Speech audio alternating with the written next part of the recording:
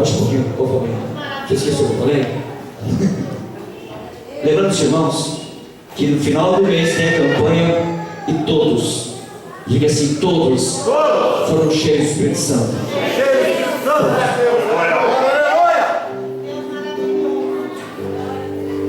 Glória a Deus. Boa noite, igreja. Paz seja convosco. Shalom. Pode sentar um minuto. Antes de falar a palavra de Deus, eu gostaria de estar louvando a Deus com um hino. É um hino assim bastante retrô lá atrás, talvez muitos de vocês não conhecem, mas ele fala de um evento que vai acontecer. Nós temos dois eventos que são marcantes na história do cristianismo. A primeira é a primeira vinda de Jesus Cristo, a sua morte, a sua ressurreição. E está para acontecer, e eu espero que seja muito em breve, um evento que também vai marcar a história da humanidade e vai ser um marco de glória na vida da igreja, que é o arrebatamento. Amém? O arrebatamento da igreja. Eu quero louvar Deus com este hino, em nome de Jesus. Glória a Deus. Aleluia.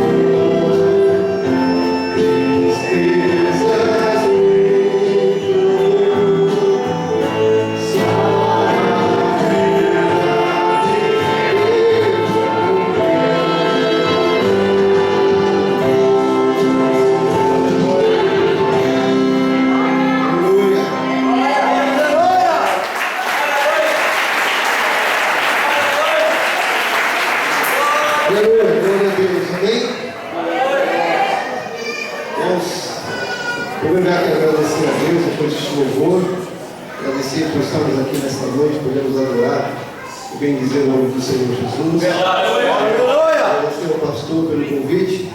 Agradecer você. Tenho certeza que Deus tem uma palavra para nós, amém? Você crê nisso? Eu quero convidar você para nós lermos a palavra de Deus na segunda carta do apóstolo Paulo para Timóteo, segunda de Timóteo, capítulo número 1, e o verso do número 7. Segunda carta de Paulo para Timóteo, capítulo de número 1 e o versículo de número 7. Amém? Deus é tremendo mesmo. O 6 e o 7. Amém?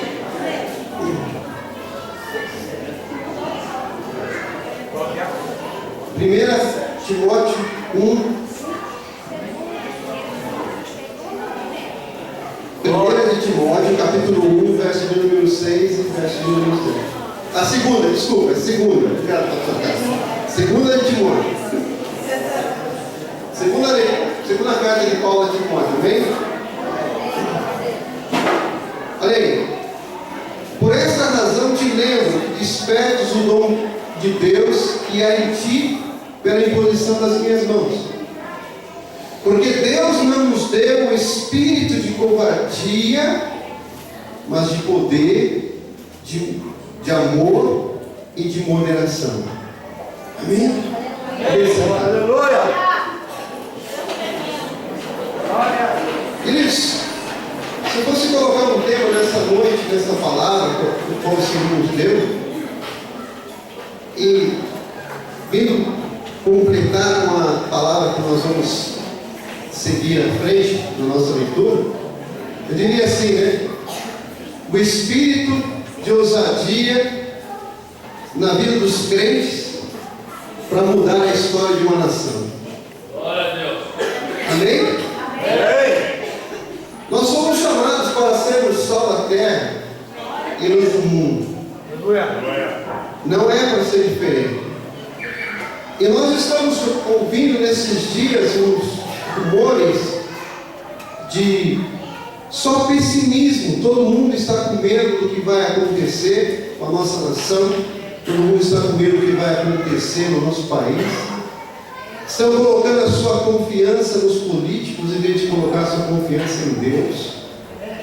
E é hora, queridos, de verdadeiramente nós nos mostrarmos para que o Senhor tem nos mantido aqui na face da terra. Porque o dia que Deus não precisar mais da igreja aqui nessa terra, certamente Ele vai arrebatar a terra, a igreja. Vai tirar, amém? Então isso nós esperamos, mas enquanto nós estamos aqui, nós precisamos de fazer aquilo que Deus Ele tem nos mandado. Aleluia. E a ordem de Deus não é só para que nós chegamos na presença dEle e pedimos as bênçãos. Ele está assim pronto para nos abençoar, Ele está assim pronto para estender as mãos e nos fazer pessoas, homens e mulheres, jovens, adolescentes, pai de família, mãe, esposa, marido, abençoados. Mas Ele está esperando algo mais de nós. Deus, Ele quer algo mais de nós. E o que Deus, Ele quer mais de nós é que nós sejamos mais ousados com Ele na sua obra.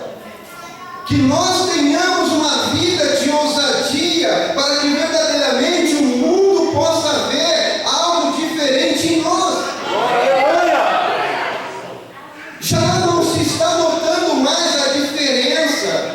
As pessoas já não conseguem mais notar quem é de Deus e quem não é. Verdade. É mesmo. Se confundem. E até pode ser pior, considerar que o que estão do outro lado são mais fiéis do que nós. São mais perseverantes e insistentes do que nós. Mas eu não acredito nisso, queridos.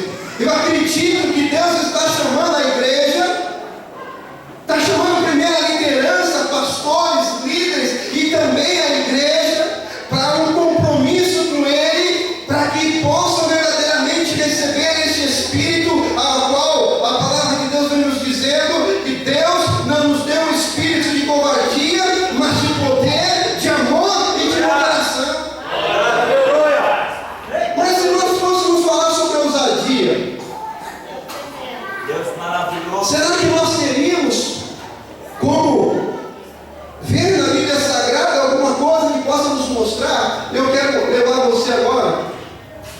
no primeiro livro de Samuel, capítulo de número 17.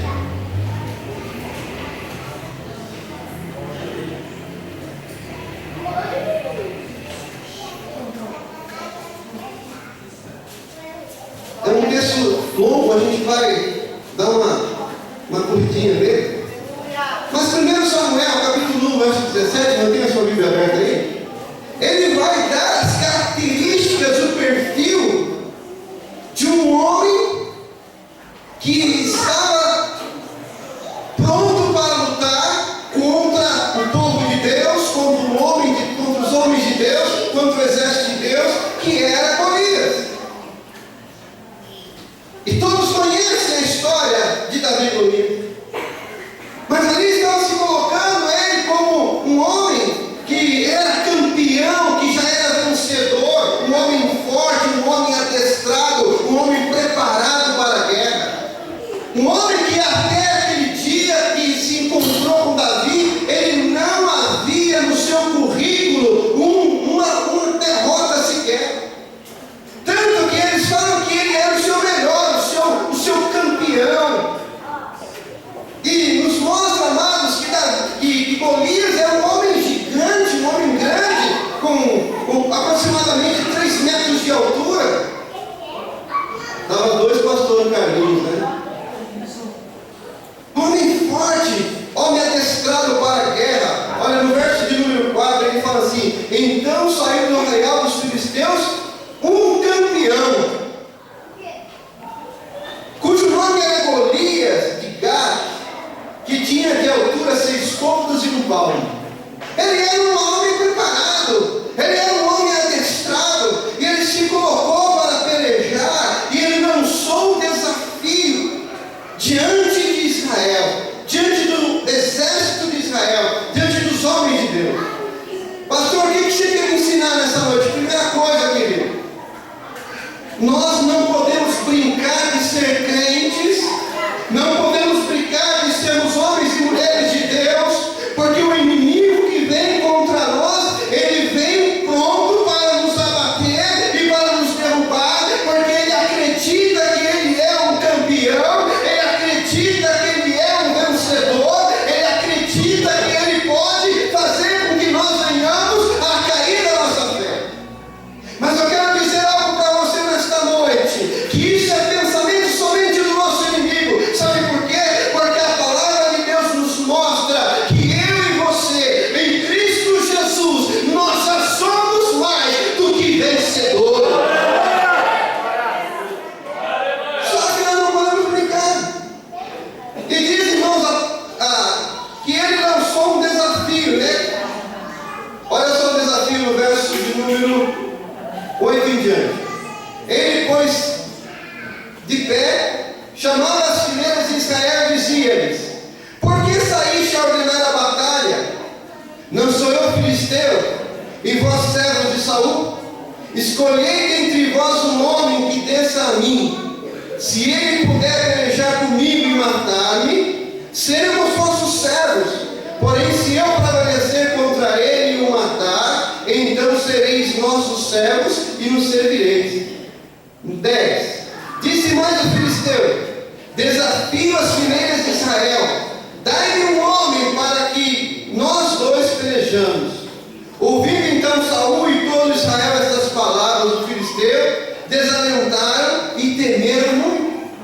Ele começou a desafiar. Ele começou a falar: olha, eu quero pelejar contra alguém. Será que existe alguém valente aí no meio desse povo? Será que existe um homem que queira ofertar a sua vida para pelejar comigo? Será que tem um homem que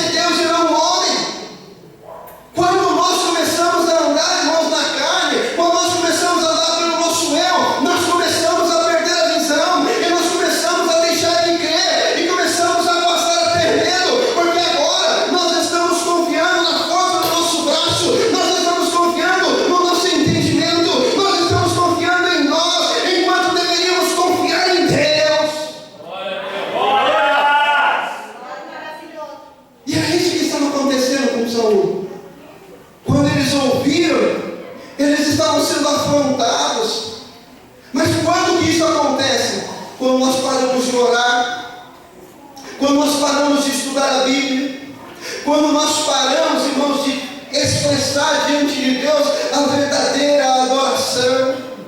Essa adoração que não somente nós cantamos aqui no culto, celebramos a Ele durante os nossos encontros, as nossas reuniões, mas eu estou falando daquela adoração secreta que você tem que ter com Deus, daquela adoração que você tem que ter a partir do momento em que você acorda, a partir do momento em que você está ali com vida, respirando, você dizendo: Senhor, Tu és bom, Tu és maravilhoso, cantando e salmodiando ao Senhor, com vida na sua oração, no seu clamor. É esse relacionamento que nós temos que estar. Aqui nós celebramos juntos, mas eu tenho que ter a minha vida pessoal íntima com Deus. É bom morar no monte, o pastor sabe disso, nós temos nos encontrado lá, é bom estar lá, é regocígio, mas nós temos que estar assim, não somente nós, mas você, cada um de vocês tem o seu relacionamento com Deus. Glória a Deus. Aleluia. Para que o poder caia sobre a igreja. Amém. Irmãos, haverá um dia em que nós vamos tentar pregar e nós não vamos conseguir, como foi quando Salomão ele foi consagrar o templo. Diz que eles queriam ministrar e não conseguiam, porque a Shekinah de Deus desceu sobre eles. Aleluia. E você tem que se esforçar para estar do lado de dentro, porque a palavra de Deus nos diz assim, que os que estavam dentro não podiam sair, os que estavam fora não podiam entrar. Meu Deus. De gozo, de presença, de Shekinah, de glória. Vamos continuar aqui. Olha só que coisa interessante. Aqui começa a história de um homem, no versículo 12, ele começa a falar assim: ora, Davi era filho de um homem efrateu, de Belém de Judá, cujo nome era Jessé, que tinha 8 filhos. E nos dias de Saúl, este homem era já velho, avançado em idade entre os homens. Eu comecei a pensar, mas puxa vida, um texto assim, por que vai citar Davi, da onde que ele nasceu, filho de quem ele era? Aí eu fui ver, verificar, ele nasceu na mesma cidade, na mesma linhagem que Jesus Cristo. Amém? E diz, irmãos, que o lugar que Jesus nasceu é um lugar muito pequeno, tanto que existe uma passagem no Novo Testamento, nos Evangelhos, que fala assim, quando alguém fala de Jesus e fala de onde que ele nasceu, aí a pessoa responde: será que poderá vir alguma coisa boa de Nazaré? Será que existe alguma coisa boa lá? Fazendo referência à cidade, fazendo referência à localização onde ele nasceu, onde ele morou, onde ele teve a sua infância. Queridos, muitas vezes as pessoas elas começam a olhar para nós e quando você diz de onde você é, aí eu sou lá da igreja do pastor Antônio Carlos, da cidade de Salvador, da Ebenezer. Eu sou lá de Jacareí, sou lá do bairro, cidade de Salvador. E as pessoas começam a pensar, a se perguntar assim: será que vem alguma coisa boa daquela igreja? Será que vem alguma coisa boa daquele bairro? Será que tem alguma coisa boa lá? E eles falaram isso de Jesus, e aqui, quando ele cita Davi que era um homem, o filho, o último, o caçula, o menos considerado na família, porque a história nos ensina, nos mostra e nos diz que ele era o que cuidava do rebanho, e naquela época quem cuidava do rebanho era o filho bastardo, era um filho que não tinha muito merecimento na casa. De repente ele aparece na nossa história, e a história bíblica, os escritores, os homens santos de Deus que escreveram, inspirados pelo Espírito Santo, narra que Davi, mesmo ele tendo os seus problemas, mesmo as pessoas olhando para ele falando assim: não há nada de bom nele, aqui mostra que ele é da geração de Jesus Cristo, que ele é da mesma raiz, que ele é da genealogia, e ele compõe a genealogia de Jesus Cristo,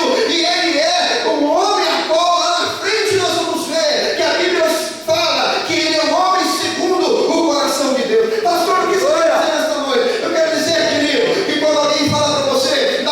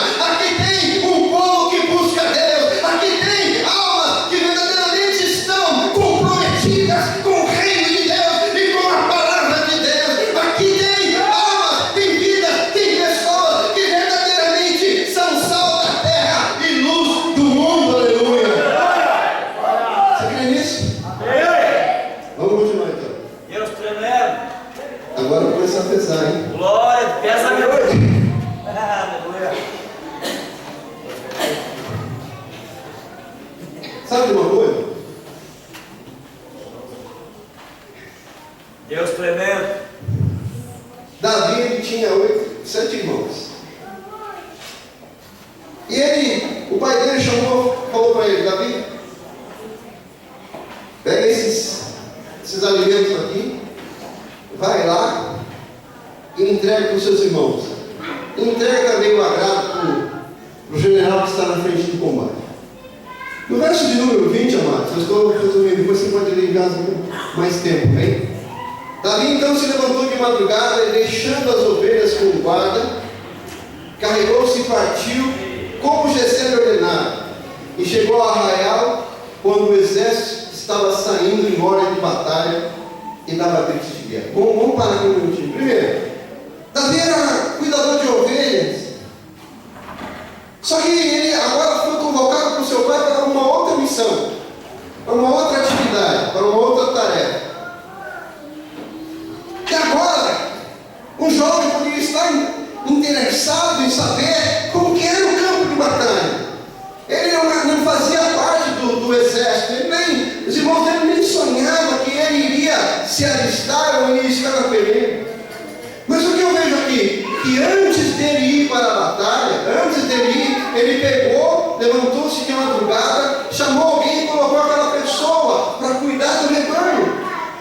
O que eu aprendo aqui, amados? Eu aprendo uma coisa: seja numa atividade simples, ou seja numa atividade complexa, ou seja numa atividade onde eu não vou aparecer, ou seja numa atividade onde eu vou estar nas luzes dos holofotes, eu tenho que ter compromisso com Deus. Os holofotes não vão brilhar para todos, queridos, mas nós temos que ter nosso compromisso e nossa responsabilidade com Deus no anonimato. E Jesus ensina isso mesmo lá no Novo Testamento, quando ele fala assim: quando você for orar ao Pai, entra no teu quarto, faz o quê? Fecha a porta, tranca. Fecha a porta. E fala o quê? Secretamente. Aleluia! Isso quer dizer que nós temos algo secreto com Deus.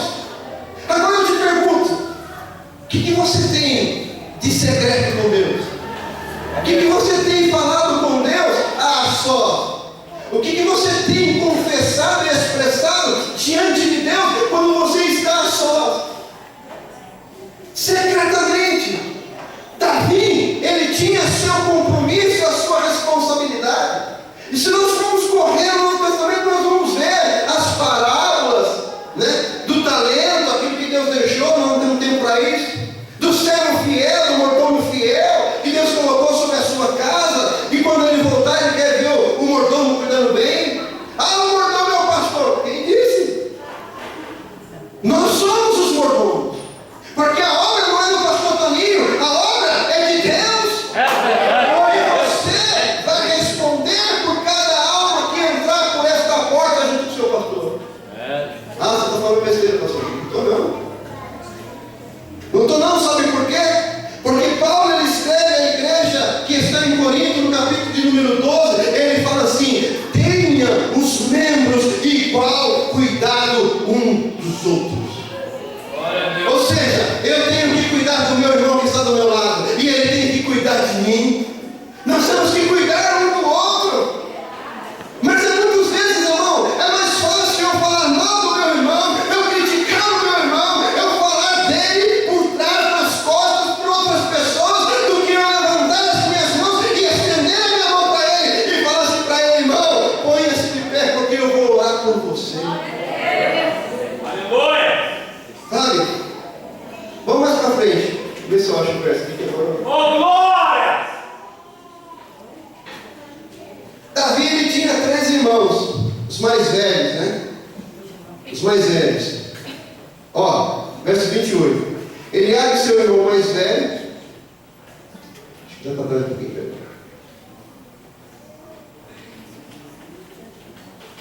Ele tinha 3 irmãos, os 3 mais velhos. Escuta, irmãos, no amor do Senhor agora, por favor. Eu tenho a costume de falar assim com as pessoas e perguntar para elas assim: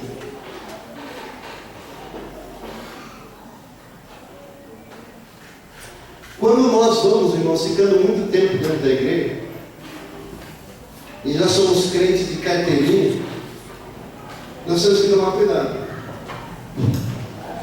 Tá? E o que aconteceu? Os irmãos mais velhos de Davi, quando viram que Davi estava lá, querendo saber como que era a situação, como estava a situação, e ele começou a sondar, e ele começou a perguntar para os outros vários, falando assim: olha, o que o rei vai dar? Olha, o rei vai dar riqueza, o rei vai dar a sua filha, a mais bonita, né?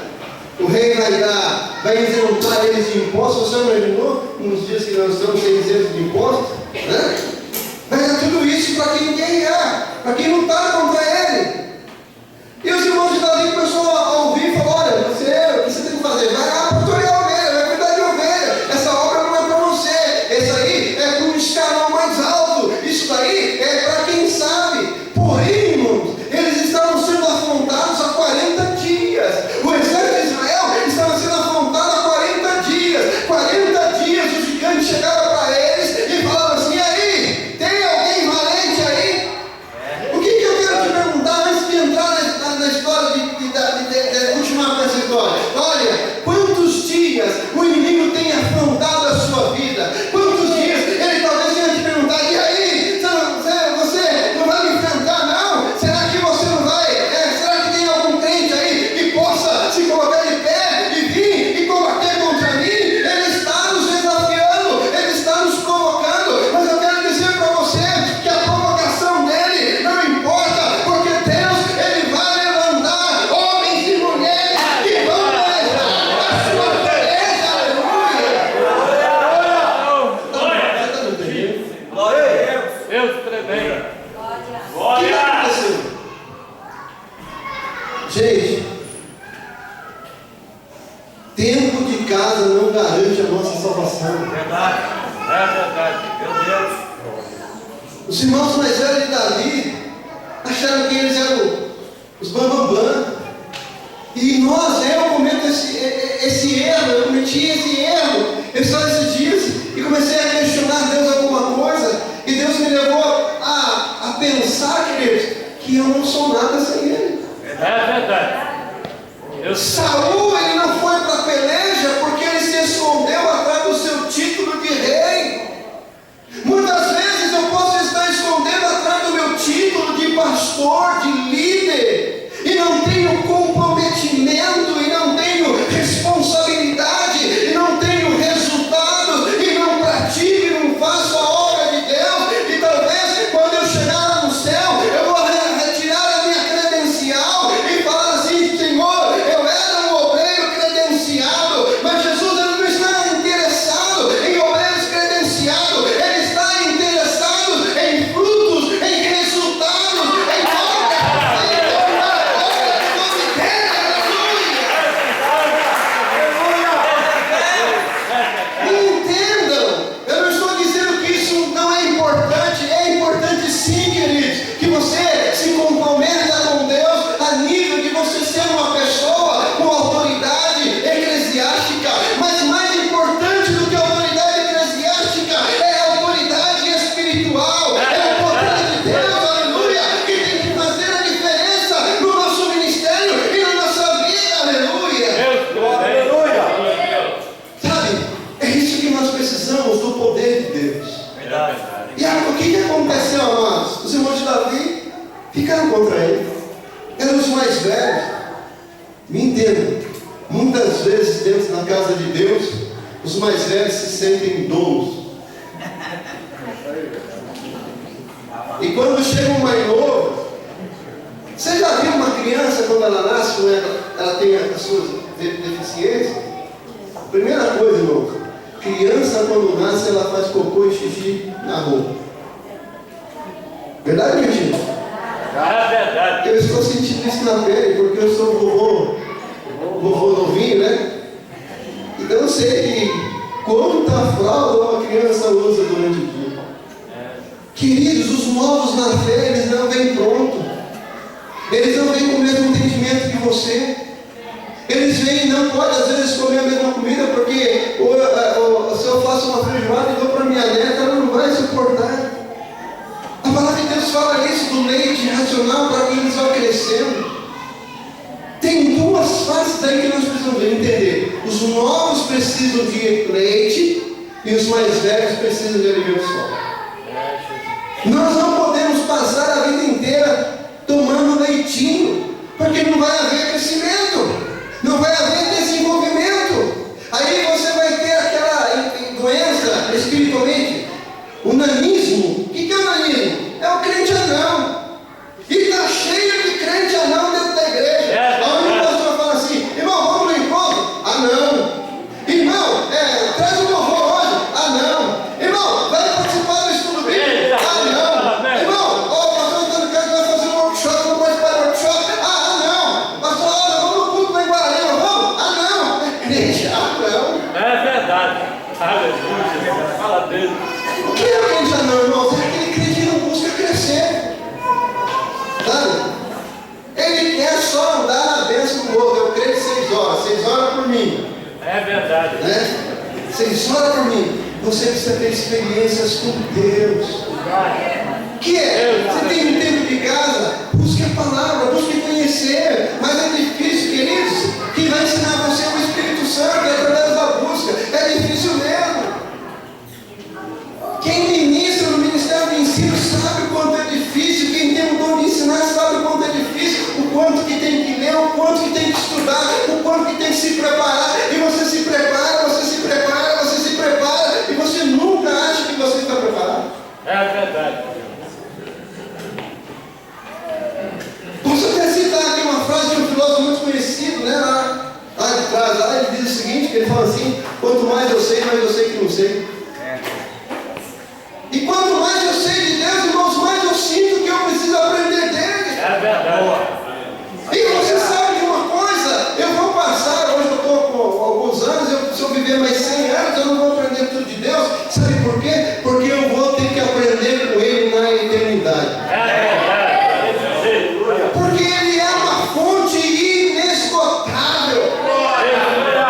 Você sabe quando eu sei que uma pessoa não conhece a Deus e nem a sua palavra? Eu, meu pensamento.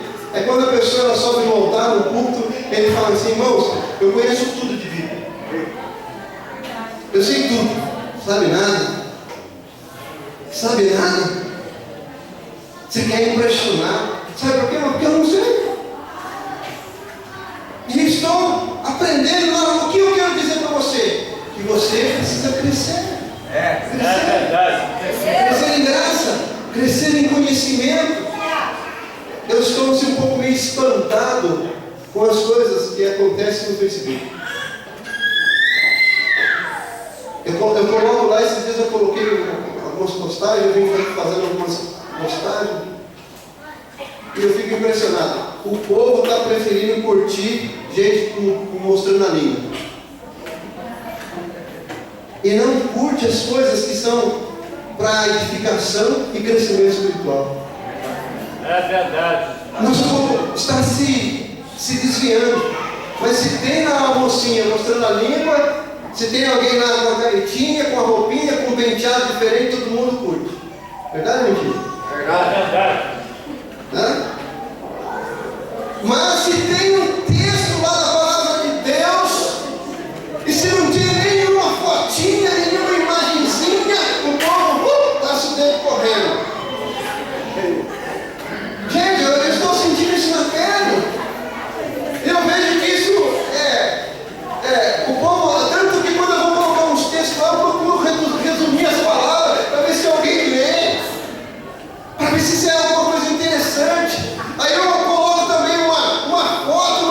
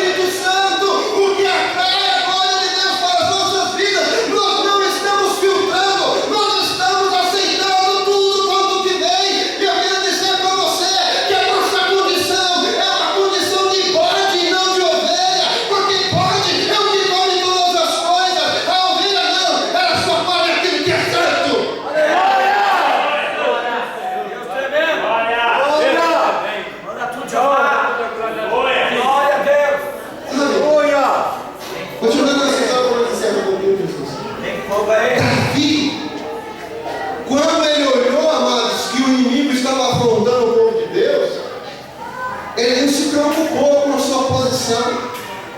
Ele não se preocupou que ele não era alistado no exército. Tem gente que não faz a obra de Deus, sabe por quê?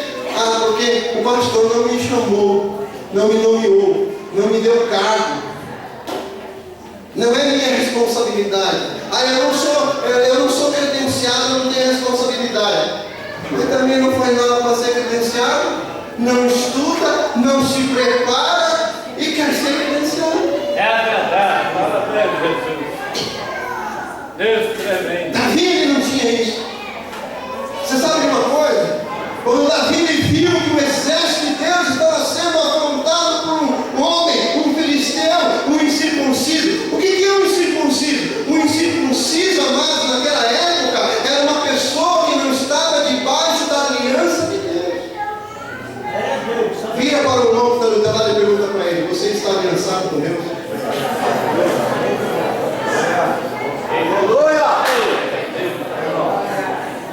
Aleluia. Filisteu era um homem que não tinha aliança com Deus. Ele não era um homem que tinha na vida dele a ajuda de Deus. Ele não era uma pessoa que tinha como seu ajudador Deus. Meu Deus. Glória. Se você é aliançado com Deus, você não deve temer aqueles que não são aliançados com Deus. Aleluia. Glória a Deus. Você não entendeu? Eu vou repetir. Se você tem uma aliança com Deus, você não deve temer aqueles que não são aliançados com Deus.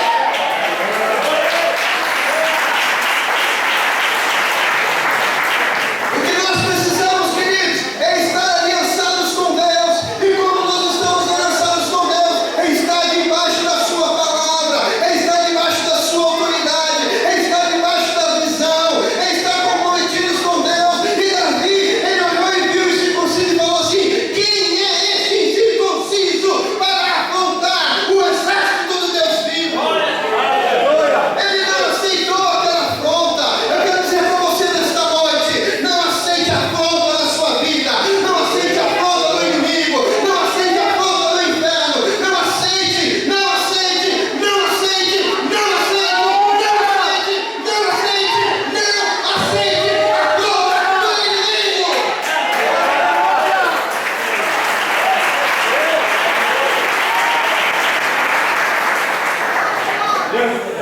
E Davi ele se posicionou e falou: eu vou lutar.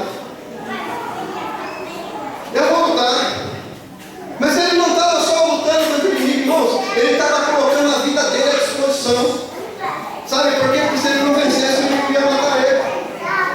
Ele não só estava colocando em jogo, irmãos, a vida dele, mas ele estava colocando em jogo a vida de toda a nação de Israel. Porque se ele perdesse, Israel seria cego dos filisteus. E o que aconteceu? Ele não tinha experiência. E ele foi então falar com o rei, porque ele estava sob uma autoridade, debaixo de uma autoridade, ele tinha que respeitar aquela autoridade. Ele foi falar com o rei. E o rei então tentou ajudar Davi. Olha, Davi, está aqui meu capacete, está aqui a minha armadura, deixa esse ficar bom em você. Deixa esse ficar bom, olha aqui a minha espada. Deixa aqui a espada. Deixa essa roupa aqui. Irmãos, você já pensou você estar mal vestido? Hã? É a verdade. Fala assim, mas é interessante, hein? Você já pensou se eu pegar aí um irmãozinho magrinho, corpinho saradinho, e der minha roupa de vestir?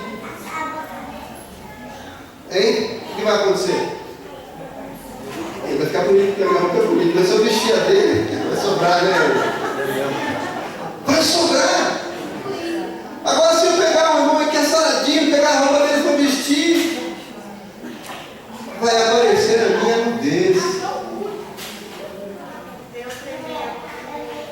Tem muito crente nu espiritual dentro da igreja. É a verdade. Temos que parar de querer. Sabe por quê? Porque no Apocalipse ele fala assim que tem coisas que nós temos que comprar. Primeira coisa, compre ouro provado no fogo. Compre vestes espirituais. E compre colírio para os rins.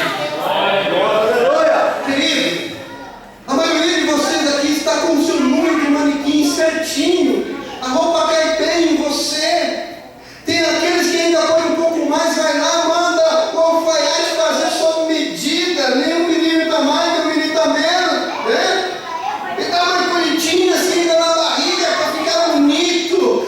Pastor, o que você está querendo dizer? Eu estou querendo dizer, irmão, que a sua vestidura espiritual é feita sob medida para você. É feita sob medida para você. É feita sob medida. E você tem que se apresentar diante do rei, espiritualmente bem vestido, espiritualmente elegante, espiritualmente saudável, espiritualmente chique, espiritualmente fashion. Me perdoa se eu falei errado, tá? Diante dele. Né? Você não pode se apresentar diante da esposa quando a esposa de manhã acorda, uma noite para ela, está meio mal-olhada, com o cabelo despenteado, aquelas, né? Aquela ceneira no olho. Vocês estão me entendendo o que eu estou querendo te colocar? É verdade. Né? O homem que tem cabelo todo despenteado, cabelado, você paga por fazer, né? Não, diante de Deus você tem que estar bem vestido espiritualmente. É verdade. Ei, aleluia. Sabe, Santo Senhor. eu vim de uma família muito simples, muito humilde. Meus pais eram muito simples. O pastor conheceu. O pastor também conheceu a minha família. Mas a minha mãe dizia o seguinte: filho, não importa se você está com uma roupinha velha, ela tem que estar limpa. É verdade. Glória a Deus. E para Deus também interessa isso, irmão. Não interessa como eu estou vestido, mas a minha veste ela tem que estar. É Deus. Aleluia. Deus. Ela tem que estar limpa. Muito bem. Davi tentou vestir as vestes de Saul. Quer dizer, não dá certo. Vestes espirituais do irmão que está do teu lado não servem em você, porque a sua vestidura ela é feita sob medida. Muito bem. Lá foi então ele questionava: você não pode, você não tem experiência. Como ele começou a falar assim: bom, eu estava lá no pasto, veio um urso, eu matei um urso, veio um leão, eu matei um leão. O que ele começou a questionar Saul? Falou: Saul, eu tenho uma experiência que talvez você não tenha. Eu tenho experiência com Deus. Eu tenho experiência com Deus. Eu tenho experiência lá no campo. E eu sei de uma coisa: que eu não vou sozinho. O meu Deus vai comigo, porque eu estou aliançado com Ele. Ele vai ser comigo, aleluia. Irmão, se Deus estiver com você, você pode enfrentar o que você quiser enfrentar, porque você vai ser comigo. Aleluia. Então ele foi lá no riacho, escolheu 5 pedras. A primeira pedra, ele deu um nome para ela. Ele falou: essa pedrinha aqui é C. É C de confiança. Ela vai se chamar confiança. A segunda, ele também deu um nome para ela. Falou: essa aqui é O de ousadia. Né? De ousadia. Aí ele vem e pega a terceira pedra e fala assim: essa aqui é D. Por que D? D de determinação. Aí ele vem outro e pega outra pedra e fala: essa aqui vai ser A. A do quê? A de atitude. Né? E a quinta pedra, a última pedra, também vai se chamar C. Vai chamar C de coragem. Então ele precisou de confiança, de ousadia, determinação, atitude e coragem. Aí nós formamos um código, Kodak, que é para você não esquecer, grava isso, Kodak, tá bom? Kodak, confiança, ousadia, determinação, atitude e coragem. E ele foi enfrentar o inimigo, amado, e quando ele chegou diante do inimigo, o inimigo olhou para ele e começou a rir dele, olhou para ele, um cara ruivo, um cara, né, fora dos padrões de elegância da época, começou a rir dele, e começou a achar aquilo lá. Talvez o inimigo pegou e olhou e falou assim, né, será que esse é o melhor que eles têm lá? Querido,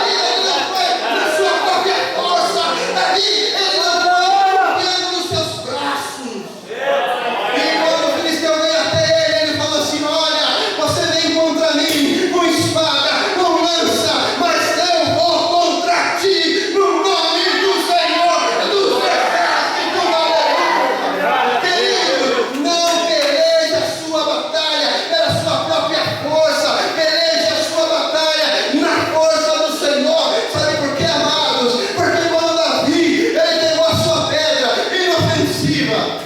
E ela está